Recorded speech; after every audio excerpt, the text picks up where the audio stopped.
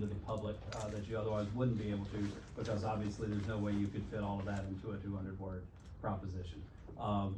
Without the, capital improvement plan, then the public doesn't have the idea, the full knowledge of what you intend to do with the proceeds of the bonds. I'm happy to answer any, technical questions you have about the legalities of it.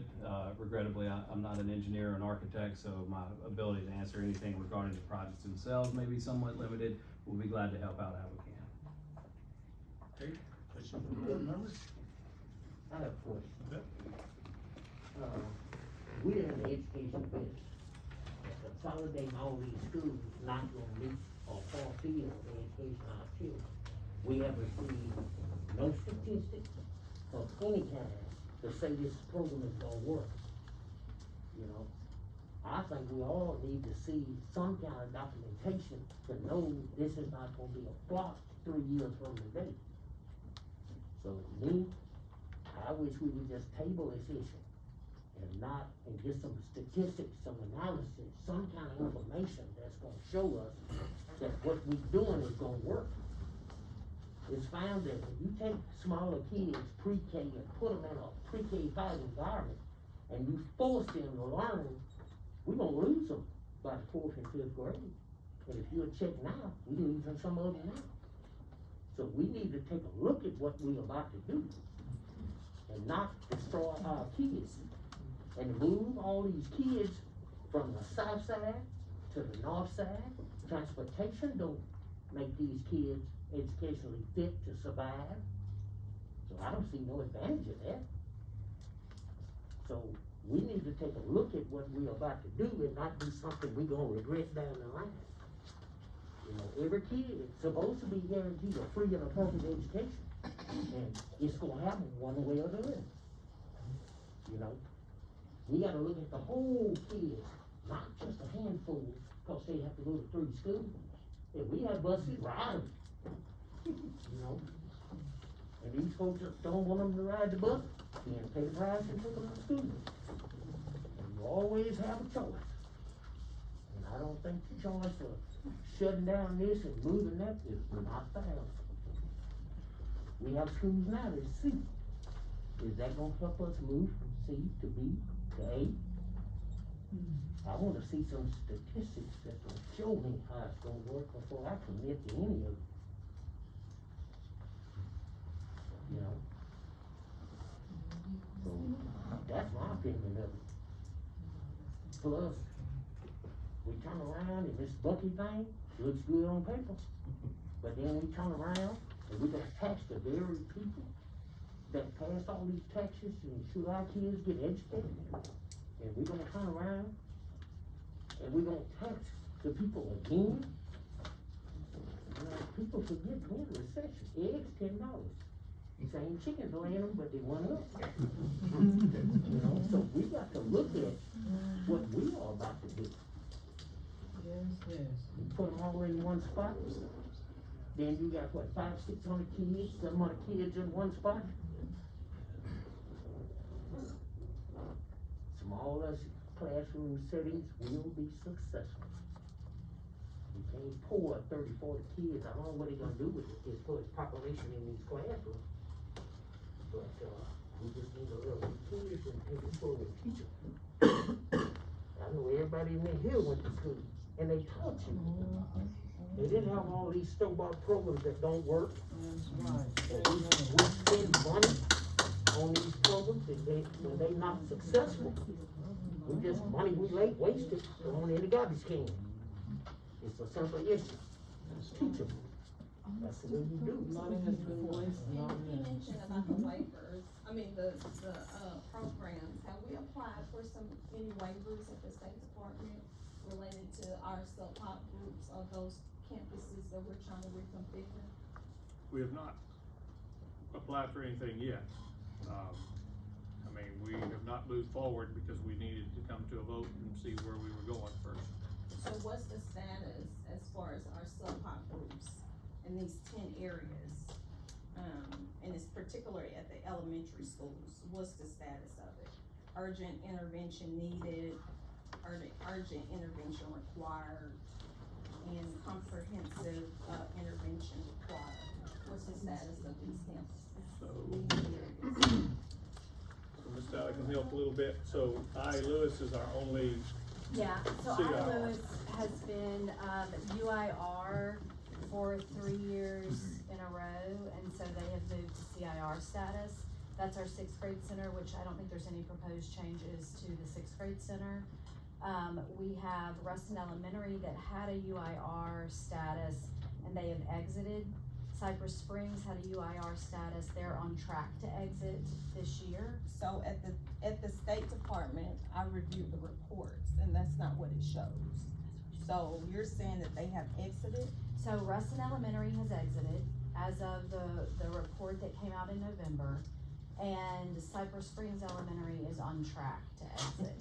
So they still have the label, Cypress Springs does, but they're on track to exit, which means they have met the requirements to get out, but they have to meet those requirements for 2 consecutive years. Tell the whole story. So that means that they haven't exited, right?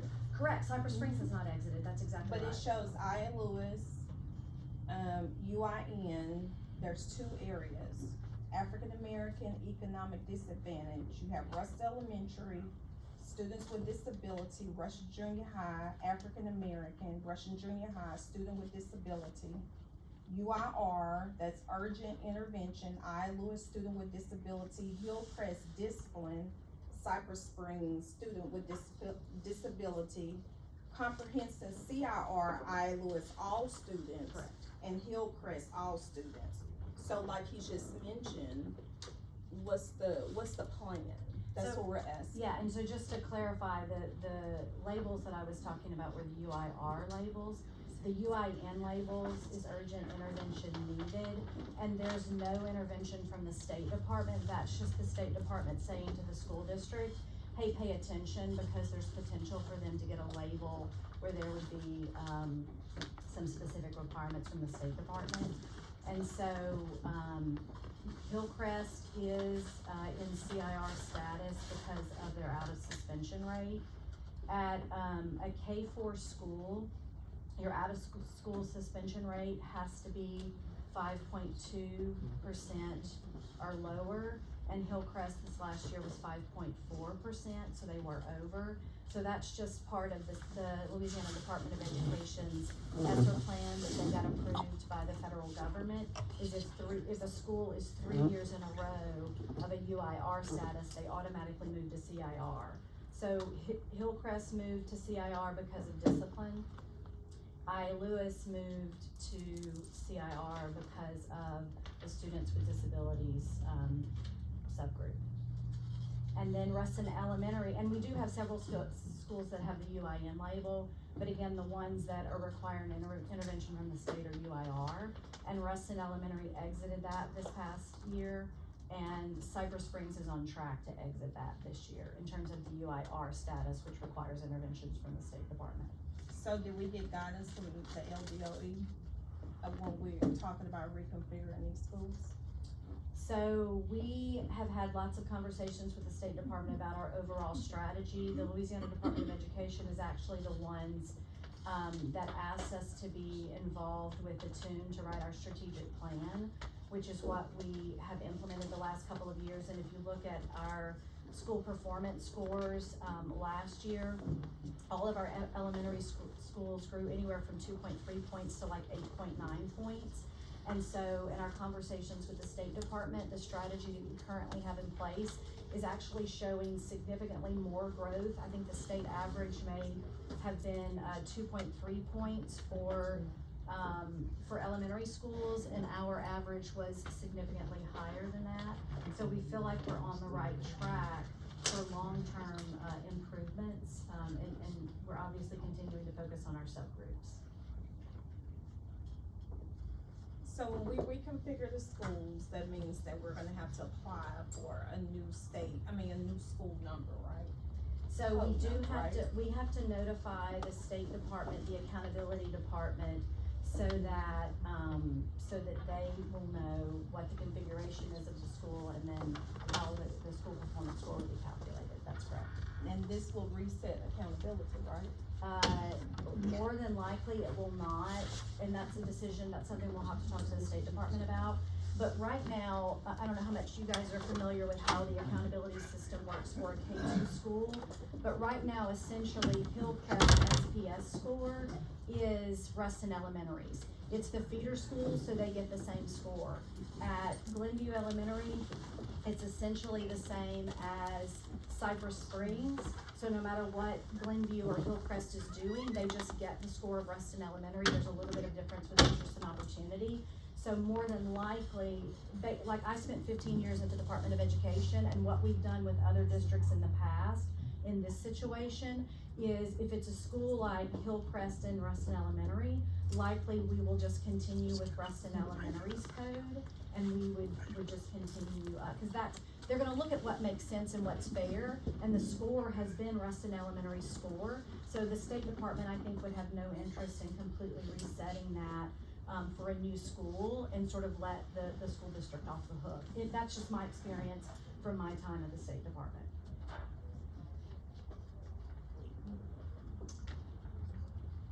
Okay, any further questions? Yeah, Matt? Mr. President, Superintendent, I shared with two of my colleagues earlier, and I even shared it with the author. This is an article from February 3rd, 2023, page 4, by Caleb, who's in the room. I want to read this in its entirety, but he says, in part, the Lincoln Parish School District is considering a plan to fuse each pair of K-2, K through 2, 3 through 5 schools in the city to create 2 K-5. Okay. Well stated. Caleb also goes on to say, there's the additional possibility that these new K-5s will actually be pre-K-5, and the Lincoln Parish Early Childhood Center will stop serving pre-K and be repurposed into something for even younger kids. He says, that's on the table, but it hasn't been decided. This also happens to be coming up just as the State Department of Education is starting to assess K through 2 schools independently for their own performance score, letter grades, rather than simply giving them the same score as their sister school in the upper grade. We have always asked our people here to support this district, which is one of the best districts in this case, this nation. So the question is, for my colleagues, whether we agree or disagree, that's fine. I would ask my superintendent is, in order to make sure, as I said to my colleagues earlier, and one of my colleagues indicated, as long as we're transparent, as long as we're transparent, our people have always supported us. But if we start changing the games in the middle of the stream, and the perception, sometimes, my own opinion, not speaking for anybody else in this room, Mr. Superintendent, we support it. We've always done it. The President knows it. If we are transparent, then people necessarily will give us benefit of the doubt that we're trying to do the right thing. Sometimes perception becomes reality, whether we like it or not. We have buses coming. What do people look at when they decide to come from a site assessment standpoint, right? What is the educational system? Now, so far, in Lincoln Parish, has been pretty good. But Mr. Perkins has a point. If we are going to succeed beyond, then the assumption is let's try to do the right thing. That's hard work. We can agree to disagree. The colleagues can agree, fine. They can disagree, so what? Transparency. That's the watchword. I'm only speaking for myself. But I think Ferguson has alluded to it, Dr. Williams, and I shared it with 2 of my colleagues. And I thank Caleb for this article. That's what I tell people. Here it is. Everybody can go and read it for themselves. He nailed it. There it is. Now, for me, the question is, when we vote, are we gonna try to maintain ourselves? And you and I had this conversation. Before COVID, during COVID, after COVID. Lincoln is on the rise. That's why people are trying to flock here. Mr. Superintendent, I saw those retention rates the other day, you know, for the teachers. I think we're doing pretty good. Caleb has stated it, it's there for everybody to read. Ferguson alluded to it, and the question is invariably, when we get to the bottom line, what are we gonna do? And transparency, and you can't fake it. Some people try, it's gonna backfire long term. I don't think that's what we are trying to achieve, is it? No, sir. A quality education for a quality life, ain't that what we say? Right. Now, the question is, how serious are we about it? Or are we serious about it? So I guess. And that's what this vote is gonna be. So the question would be for me, and anybody can weigh in on their own. Would it hurt us from a legal standpoint if we would defer this or postpone? I don't wanna say table. The idea is to push it forward, right? Would it hurt us from a legal standpoint? I saw John Geis here, and I know he stepped out to help our colleagues. Would that cause us any problems? I would ask our attorney, but I'm asking my superintendent and my president, if we would defer it pending a little bit more research, and then potentially we could bring this back to this board. I think Mr. Akers here. Oh, could okay, help us with well, that. Yes. Yeah, fine. Sure. If you choose to defer, and before you now only is the capital improvement plan, so let's address that. That is a necessary part, however, of an upcoming resolution calling the elections. Should you choose to defer one or more of the election propositions, you would have the opportunity to defer only for a very short period, and have to approve the resolution or of the election call by February 27th in order to be able to get on the ballot for April. So If we you don't could, do that, so we could conceivably defer it for that time frame up to 27th of February and still be in good standing with all the legal requirements that we have to adhere to? you could still get on the bond commission agenda in order, and the state, Secretary of State deadline, in order to hold the election in April as planned, yes. Yes, in order for that to happen, there's a publication requirement, and so we'd have to confirm that you'd be able to meet that publication requirement, but we think that that would be possible based on the deadlines as we appreciate it. Mr. Superintendent, given that time scenario, would that adhere to the schedule that we would? That would be up to y'all, but I do wanna address, like, part of what I've heard from parents, Yes, sir. teachers, people over the last 2 years is we start school so early. We have kids that get on the bus early to get to school.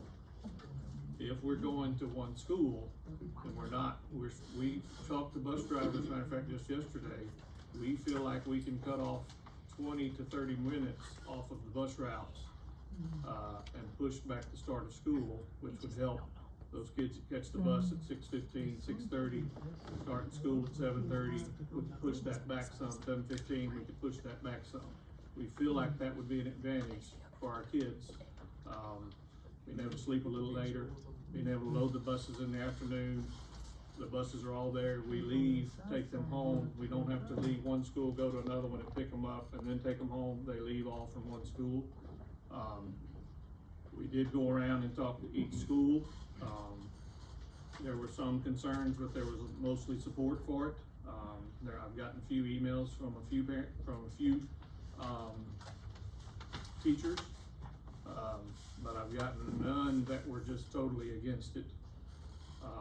There was some concern from LPEC of moving those kids over there, but if we construct it, we're not talking about putting pre-K and 5th graders all right next to each other. I mean, if you went to, Glenview right now, we have kindergartners on one hall, we have 1st graders on another hall, we have 3rd graders on another hall.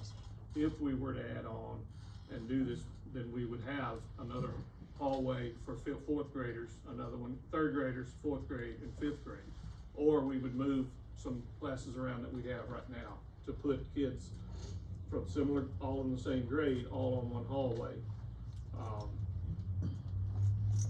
We felt like, as a staff here, talking to principals, if kids have less transition, if they go to school, at one school for K through 5, let's just say K through 5, then there's more buy-in from parents and kids. They get to know the faculty, they get comfortable with the administration there. They're not trying to learn administration for kindergarten through second grade and then another administration for third, fourth, and fifth. We feel like that's an advantage for kids being safe and comfortable at school and able to learn, because we know a kid that feels safe, that is rested, has a good meal, is more capable to learn better than those that are not feeling as safe at that school, not getting the rest they need at night, and those type things. Those were what we started with, trying to come up with a plan here. So, but I mean, it is the board's decision of where we move forward or what we do with it here in the Ruston district. When I went to, had to go to the diabetic center, and not one parent had asked for positive of this program, not one. And I haven't had anybody positive to say anything about it positive. And that's why I say, if we don't do research by mouth on what Ken said, we need research. Maybe we can say power square when you know power round. So I need to see some research, and we all need to see that. What do our plans to do with the pre-K school since we spent all that money to build it? If we were to move it, we would love to make that a daycare for our faculty and staff, for their kids to go to put their kids in those. Because right now, we are losing teachers because they're having trouble finding quality daycare or daycare for their kids.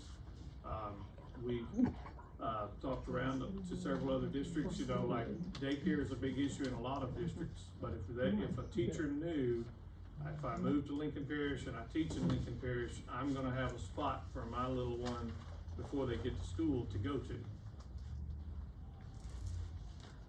I mean, we haven't worked all of that out yet because we don't know that we've got the money to build enough to move pre-K. But if we don't, then pre-K would stay there where it is.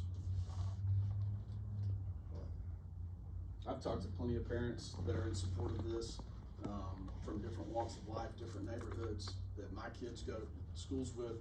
In this school district, I've talked to plenty of teachers and administrators that are supportive of this plan. Make no doubt about it, we're in the business of educating kids, but we're also in direct competition with other people. There are other institutions that are actively have their kids pre-K through 12.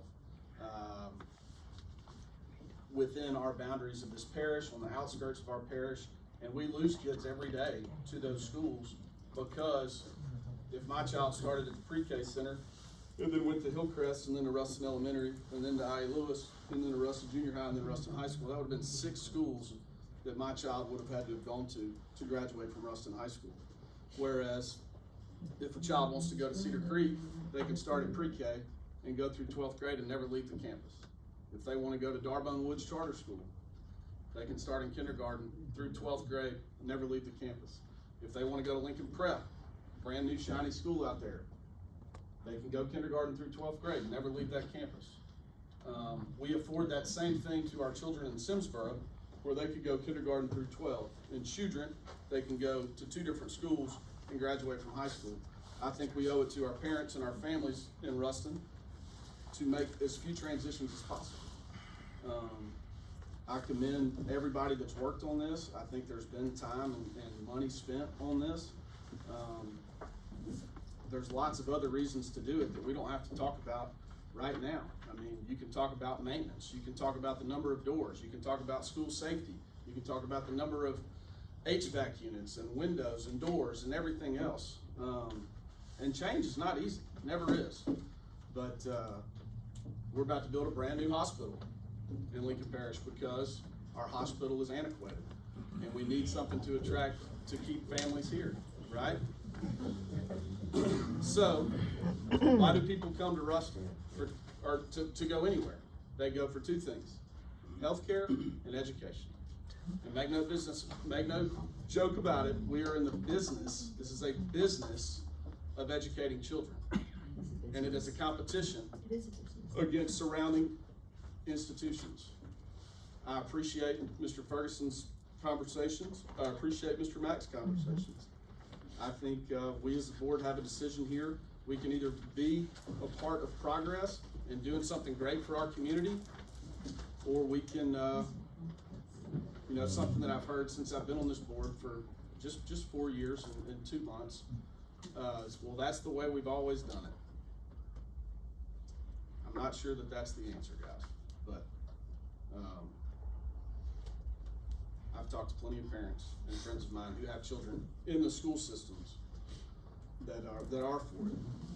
So, but I thank you, Mr. Ferguson, I thank you, Mr. Mack, for y'all's opinion. I'll say one thing. You talk about that Shawnee new school. If we don't get this right, that Shawnee new school is gonna be heavily populated. If you're afraid of that, then you better do what's right. Cause people are not gonna sit here and watch our children not learn when they go up the street and learn. That's what I'm concerned with. And I'm talking about Lincoln Prep. I know what goes on there, and I know what's gonna go on there. These kids need to be in an environment where they feel comfortable and safe. And that's why they need to stay in one school for That's what I'm saying. one school. I'm talking No, about kindergarten through fifth I grade. don't believe that. I do. That's not true. And how many years I ago have was no- it 1 through 5? That's what I'm saying. So, And it was smaller. fine, yeah. But they were small. Yeah, They much could smaller. have They were 300 small, but they had their kids. own wings and like this one. had That's their fine own if they got too. wings, but the point is. Class sizes aren't gonna 600, 700. No, Class sizes aren't gonna change. Ms. Henderson has a comment. I have no problem myself with the children being, the kindergartens being together, because I think that when you lessen down all the moving and everything like that, this is going to help the child. But what I have a problem with is because both of the schools are crossed I-20. And that's what I'm children being together. And having 1 through 5, K through 5, whatever it is. But it's just that both of them are crossed I-20. We take them fast. You pick up a batch of, you know, kids that's gonna give you a challenge. They challenge them all the way through till they quit by the 7th, 8th grade. Now, if we can stop the profiling of a kid from kindergarten all the way through, we'll have to deal with that. You know, we just talk. I was bumped for long enough that every grade to see that. I had this boy, he wasn't this. He should not do that. That's what I'm concerned with. Ms. It's Henderson. all in the system. Ms. Henderson, I agree with you. And my first comment when I saw this plan was that I didn't think it was a good idea that both schools were north of I-20. It's my understanding that the reason why Glenview was chosen over Cypress Springs was for one reason and one reason only, and that was because of buildability to be able to add on to Cypress Springs. And that came directly from Mr. Walpole. So if anybody else wants to speak to that, but I was 100% adamant that I wanted the school west of 167 to stay at Cypress Springs. Right, and and Mr. Jarrett has told, and I've talked to him, and he knows that where my problem is. And if there's any way that we can do something to keep one of those schools on this side of I-20, I would think that this plan would work. It would work, because you're reducing, just like Mr. Jarrett said, that the children are getting up too early. The parents have to go from one school to another school to this one and that one. And they're going to 5 or 6 schools. So, take that in effect. These kids are getting up too early. That might hinder their education too. Because they have to get up so early. So we did look at Cypress Springs. Originally, that's what we wanted to do, Cypress Springs and Hillcrest. But when you look at the elevation changes behind Hillcrest, the front of Cypress Springs, and then the front of Cypress Springs, trying to extend a bus line or a car line there, we did not have the room there to do that at that school. And if could we build there? You could, but you're gonna have to haul in, I think as we talked about, 17 feet of field dirt for a good ways before you ever could construct any building going up to it. Just the elevation of that and the price that would drive it up, we thought was gonna be, a whole lot, as we were trying to be kind of fiscally responsible here with the money that we would ask voters to give us. That's why we settled on Glenview and Hillcrest. But we did wanna try to keep a presence, so that's why we were going to try to move the, central office here to Cypress Springs, to that school there. Ruston Elementary, like, it's not quite as big as the other schools, and structurally in front, it's not as sound, it's not falling in, but it's not as sound. So adding on there would have meant tearing a lot more down and starting back over with a whole bunch, which would have driven the price there up.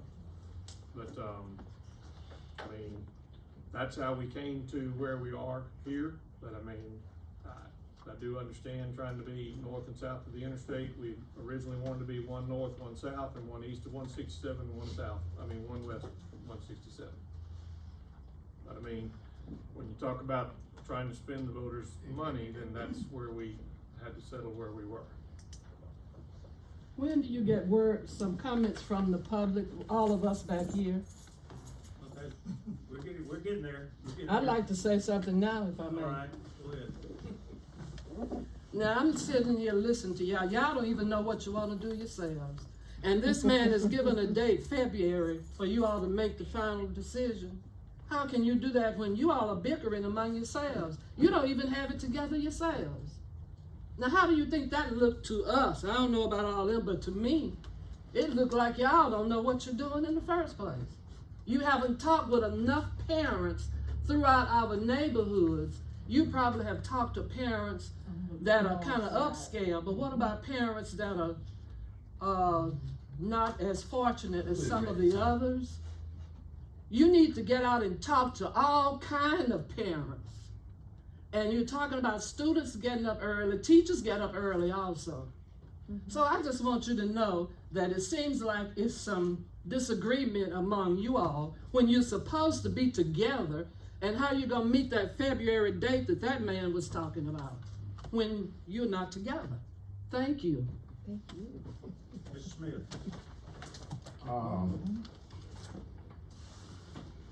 I just think it's too much of a rush. $65 million is a pretty good chunk to just jump up and spend right now. You know, without input from John Q. Public, looked like you would have appointed some committees of business people and parents and naysayers like me to help dive into this to come up with the best plan and the most suitable working plan. You know, I would rather we be late at doing something like this than to get it to where you gotta choose one side or the other because you set an artificial deadline because of April. You know, but $65 million is just not a drop in the bucket. And I know that things are needed, but sometimes we need to slow down and just look around. You know, might be going a little bit too fast to try to get all of this. Maybe we don't need quite as much as you're planning. Maybe we need more than what you're planning. But I think when you get some of these good minds in Lincoln Parish clicking, they can come up with a plan that first of all would work. And they could come up with a plan, secondly, that people would buy. Yes, ma'am. Yes, my name is Liz White, and I would just like to extend on what Sister Betty Andrews said. I'd like to see some continuity around the table. Yes. To me, this splits out our whole community. You either bring us together or separate us. And I don't know why you're not together. It seems to me that you need to plan beforehand, some getting together on the plan before bringing it to the public.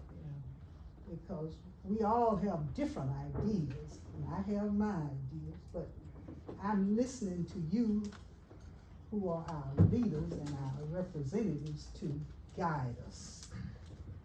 Thank you.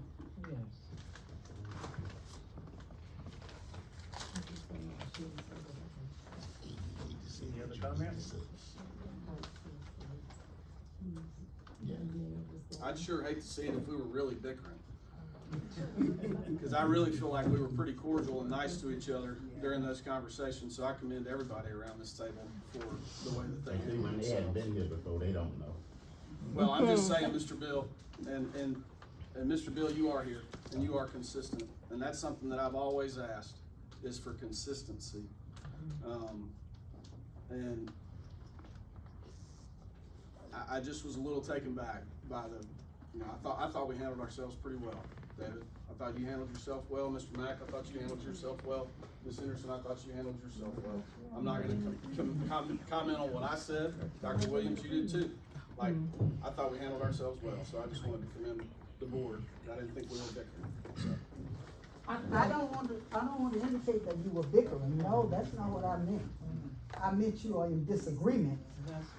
That's what I'm talking about. You were civil with it, but it's clear that you're not together. One thing I wanna say, and, I had stopped coming to school board meetings, and that maybe this is one of the reasons they're saying what they're saying, is before the meetings, you would have the meeting, and we would get in the meeting, and there was no discussion. I so move by second, I so move by second.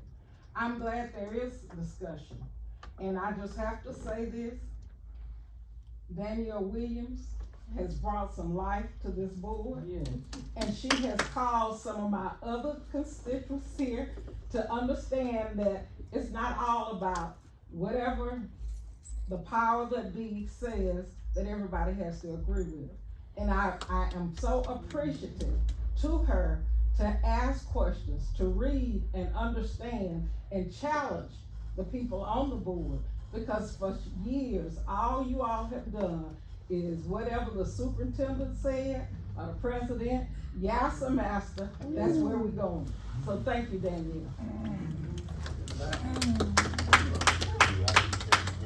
My question is, you're talking about spending all this money, and it's obvious to our constituents that one of the schools, some of the schools need to be this side of I-20. Why don't you just build a school over here? We did look at building, one of the options is building a brand new school from scratch. I mean, the price for that would be close to $70 million is what quoted to us, basically. But you got 65 million? Right, yes. Well, you can find other 5. So that would be the only thing we would do.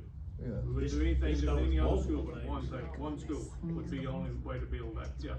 But if you build it to take care of the issues and solve the issue, with getting up early and getting it out, if you build that school for everybody to say, oh, okay, good, you'll find another 5 million.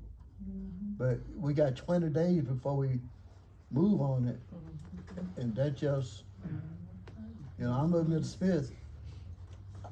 I don't know who you discuss with, I don't know who you call, but you need a variety of people to put in there. But I think you ought to just build another school, and that one school will solve the problem. On this side of I-20, have the wings, and then everybody's happy. So what's happening is, we perceiving that everything going across I-20, all the grocery store, everything's safe, the hockey dog safe over there. Y'all moving over there, we over here. Now I'm using no term, I'm not saying that, but that's a perception. So if everything keep going that way, you're gonna have you already got 2 Russell, divided by Interstate 20 now. So don't just keep the divide.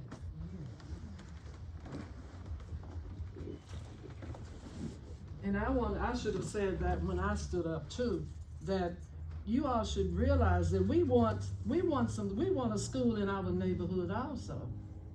You know, there are blacks in our neighborhood, there are whites in our neighborhood. So why take our schools away from our neighborhood? Okay, appreciate your comment. Board members, do you have a suggestion? We need further study? How many schools are north of I-20 right now?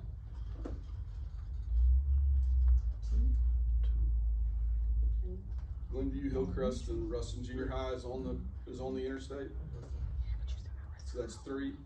And then south of the interstate is I. Lewis, Ruston High School, Ruston Elementary, Cypress Springs, and Elpec. Is that correct?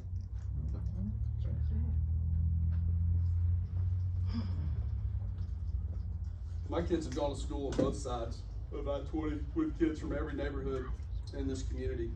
And the thing that sticks out to me the most here is those kids that my kids have spent time with that live in Washington Heights or live in the Horseshoe or live on East End. Like, all they think about is getting a good education and being safe. The conversations that I've had with them when I've taken them home, or my son's taking them home, or the guys that I grew up with that I took home into those neighborhoods just about every day.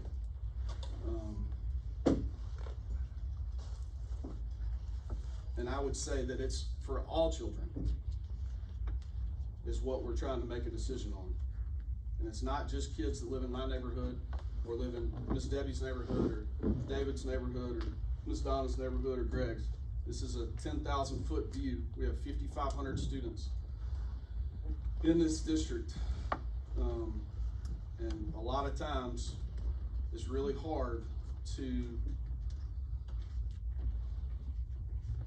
make a decision that everybody's gonna be happy with. 100%. There's decisions that we make every day in here that I'm not happy with. There's decisions that we make in here every day that Mr. Ferguson may not be happy with.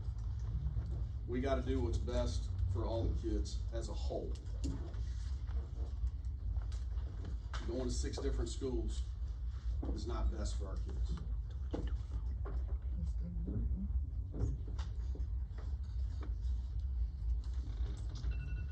Mr. Superintendent. Yes, sir. So, my colleague to my right, we get the Henderson is stipulated, and here from our voters. And again, it's rhetorical for the person, but however, quality education for quality life, right? Yes, sir. That's what we say, yes. Right. Do we mean it? We do. Okay, now, if that's if we do, again, I think Mr. Henderson said it. Ms. Debbie alluded to it. We can agree to disagree. This lady here who speaks, I think the world of her. I'm glad she's here. Free speech, right? I mean, yeah, I mean, free speech. Right guaranteed to us by the Constitution of the United States, right? But we the people, right? So we have different ideas. Bill Smith said it. Mr. Smith alluded to it. Ms. Debbie, you know, and I agree with Ms. Weaver. This young lady, you know, we talked, she'll tell you, or not, you know, it is what it is. But if we would defer this, so our people, the people, I mean, you know, the people have spoken. I mean, you know, we hear them. We do. I'm gonna speak for my colleagues, you know, we hear them. If we defer this, given the time constraints that the gentleman spoke about, it's not that I don't believe our people want to support us. Dr. Liz White, you know, I think the world of her, you know. If we defer this, Mr. Superintendent, Mr. President, members, colleagues, what does this do in order for us to address what Hunter Smith just alluded to? Kids getting up. We're ultimately responsible as a board for our children, yes or no? Yes, sir. So then, if we take that responsibility, let's assume that we do, all 12 of us, Mr. Anders had to leave. Should we defer this or not, whatever decision that David Ferguson alluded to, we're gonna have to live with, right? Correct. And we know our kids are gonna grow up. We just saw them with Coach Bob. Those kids, Mason Skipper, Ahmad Bro, the Davis boy, the young kid, Coach number 91. I've watched him grow up. Jordan Gidrick. Yes, sir. He was a little kid when I was watching him years ago. He's a big kid now. One of your boys is gonna be going to Duke. Everybody can't get into Duke.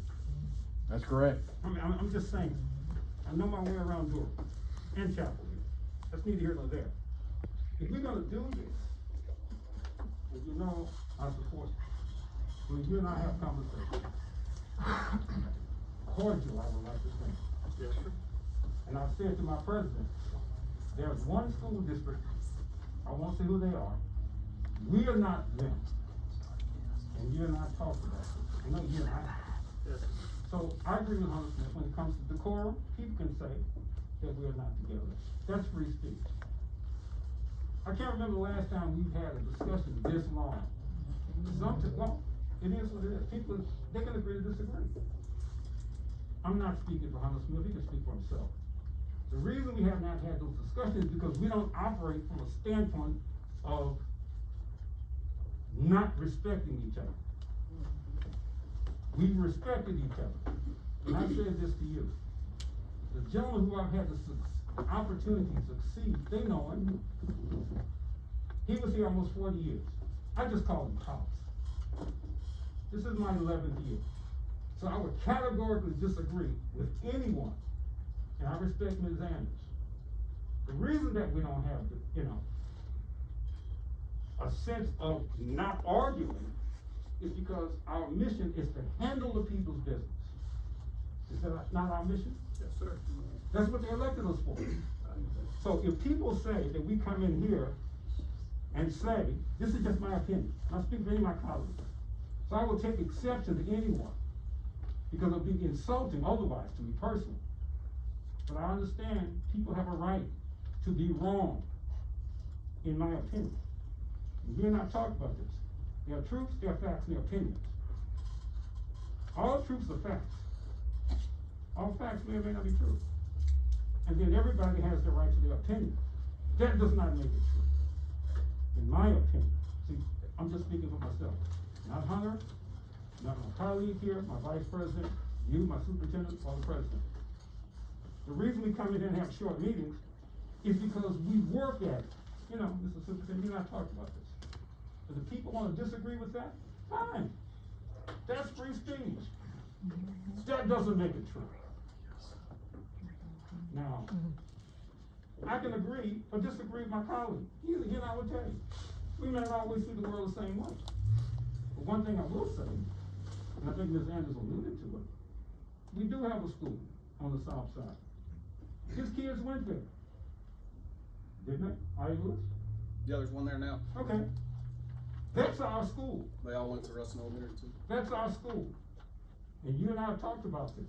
And that school is still gonna remain where it is. Right, Mr. Superintendent? Yes, sir. Okay, fine. So, let's not forget about I.E. Lewis. I've said this to David Ferguson.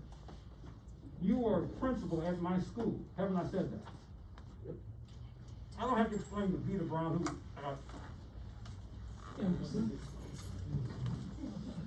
this is me you're talking to. Come on.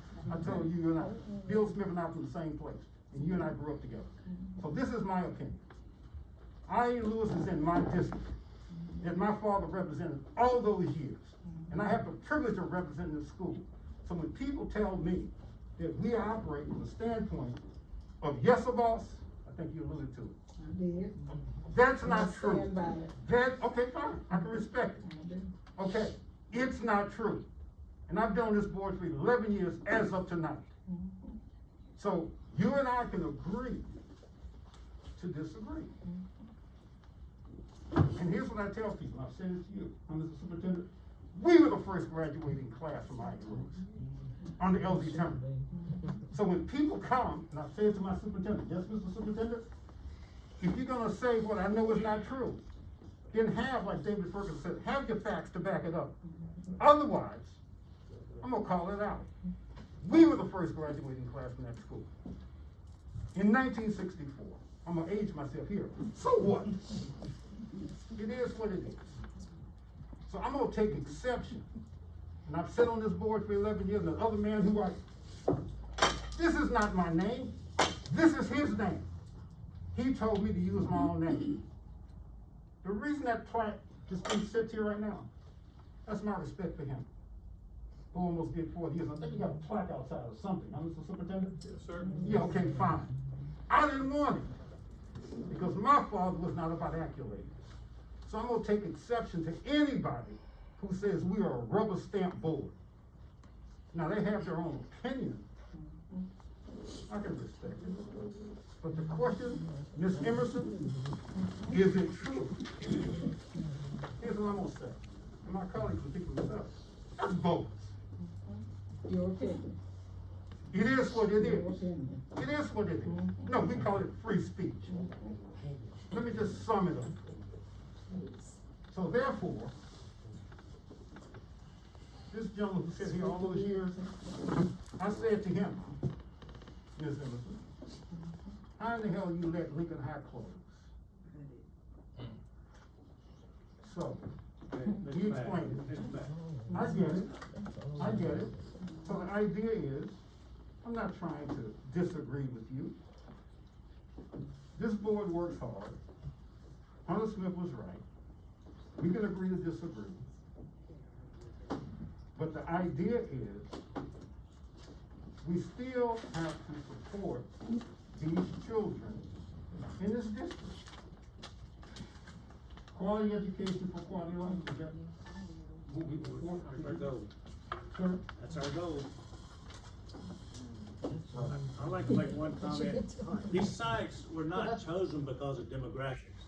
These sites were chosen because of the lay of the land and the economics. These two were the best buildings in our system, is the reason they were chosen. And there again, that sounds great, building a new $70 million school, but where you gonna find 20 acres of land that you can put a new school on in this city anywhere?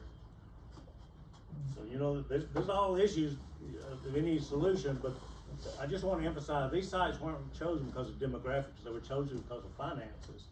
These were the two best facilities we have. Ruston Elementary is not a facility you want pre-K through 5 in for sure. And it's down in a hole, it's just not the good lay of the land. And Cypress Springs is the same way. The lay of the land prohibits an economic building at that site. The reason these two sites were chosen because the size of the buildings, the money that would be well spent enlarging these buildings, and the fact that we could actually do it on those properties. Some of these other properties like Cypress Springs, the way the land falls off, it's not even practical to enlarge those facilities.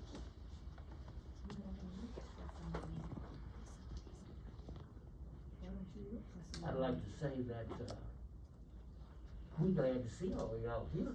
We love to hear your opinion, but show up when it's good. Don't show up when it's bad. And don't make accusations here you can't back up.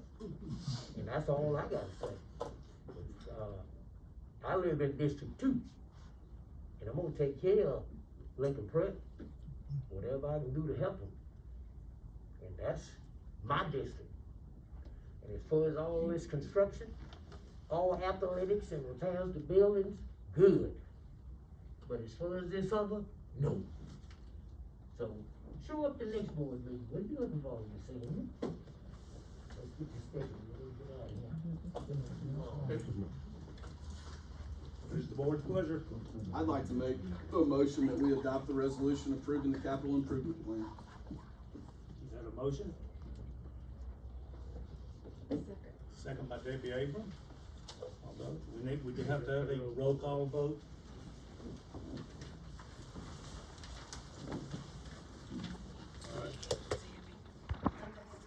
No. Hunter Smith, Yes. George Mack, No. Debbie Abram, Yes. Danny Hancock, Yes. Donna Dawes, Yes. Danielle Williams, No. David Ferguson, No. Clark Canterbury, Yes. Greg Phillips, Yes. Joe Mitchell. Yes. Lost my count as we were going.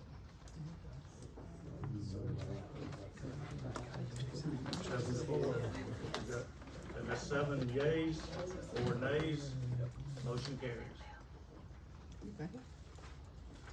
All right. Moving on to the next item. Okay, so next is the capital improvement plan for District 3 in Simsboro.